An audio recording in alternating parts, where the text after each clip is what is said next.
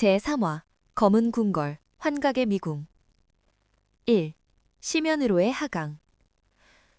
우물안은 차가운 수기와 썩은 냄새로 가득했다.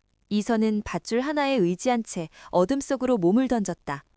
횃불에 일렁이는 불빛이 벽면을 비출 때마다 벽면 가득 칠해진 기괴한 붉은 문양들이 춤을 추는 듯했다. 자, 위험합니다. 제발 위로 올라오십시오. 위쪽에서 들려오는 이귀사들의 외침은 이미 먼 메아리처럼 들렸다. 이선의 발이 마침내 축축한 바닥에 닿았다. 그곳은 궁궐 전체를 관통하는 거대한 지하 수로였다. 그런데 바닥에 발을 딛는 순간 이선의 머릿속이 핑 돌며 시야가 보랏빛으로 번지기 시작했다.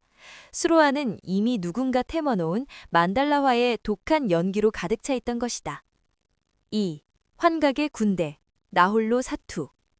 결국 여기까지 오셨군요, 세자저하. 안개 속에서 한 사내가 나타났다. 영의정 김덕수가 남몰래 부리던 살수들의 우두머리, 흑도사였다. 이선의 눈에는 그의 얼굴이 흉측한 악귀처럼 일그러져 보였다. 환각이 시작된 것이다. 흑도사가 손짓하자 어둠 속에서 수십 명의 검은 형체들이 솟아올랐다.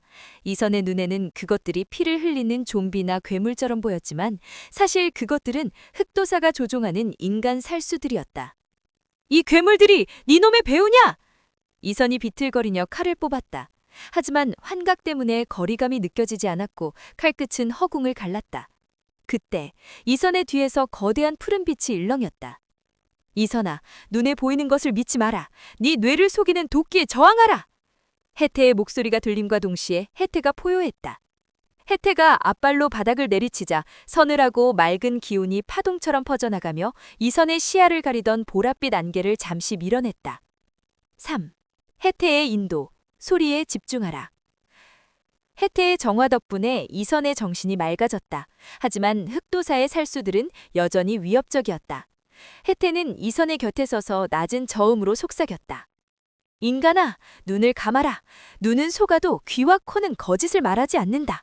저들이 밟는 물소리, 저들의 거친 숨소리를 들어라. 이선은 눈을 감은 채 오직 청각과 혜태의 유도에 의존하여 칼을 휘둘렀다. 괴물을 상대하던 공포는 사라지고 냉철한 검객의 움직임이 살아났다. 이선의 칼날이 살수들의 어깨와 팔을 정확히 가격했다. 위쪽의 우물가에서 내려다보던 금군들의 눈에는 기이한 광경이 펼쳐졌다. 세자가 보랏빛 연기가 자욱한 수로 안에서 마치 보이지 않는 누군가의 지시를 받는 듯 눈을 감고 수십 명의 자객을 홀로 제압하고 있었기 때문이다. 4. 폭로된 열금술. 이선이 흑도사의 목에 칼을 들이댔다. 혜태가 흑도사의 어깨를 짓누르자 그는 숨을 몰아쉬며 바닥에 엎드러졌다. 말해라. 이 독한 연기를 피워 궁녀들의 정신을 빼놓고 이곳에서 무슨 짓을 꾸민 것이냐? 흑도사는 타오르는 혜태의 눈빛이 이선에게만 보이는 압도되어 자백했다. 이곳은 실험실이었습니다.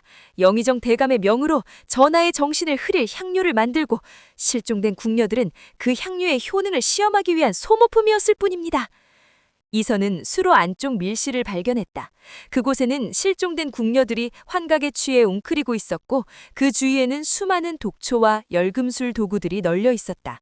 그것은 요과의 짓이 아니라 인간의 추악한 욕망이 만들어낸 공장이었다. 5. 에필로그. 대전으로 향한 칼날. 살수들은 제압되었고 궁녀들은 지상으로 끌려 올라졌다. 흑도사는 미리 숨겨둔 독약을 먹고 자결해 임을 막았지만 이선은 이미 충분한 단서를 잡았다. 현장에서 발견된 독초의 포대에 영의정 김덕수 가문의 인장이 찍힌 흔적을 찾아낸 것이다. 이선은 땀과 옷으로 젖은 골룡포를 여미며 대궐을 바라보았다. 이제 연극을 끝낼 시간이다. 혜태가 이선의 그림자 옆에서 나란히 걷기 시작했다. 이선아, 이제 가장 거대한 거짓말쟁이를 만날 차례구나. 도끼보다 무서운 것은 인간의 혓바닥이다. 각오가 되었느냐? 이선은 대답 대신 칼자루를 꽉 쥐었다. 그의 눈은 이미 대전 너머 김덕수가 있는 곳을 향해 차갑게 빛나고 있었다.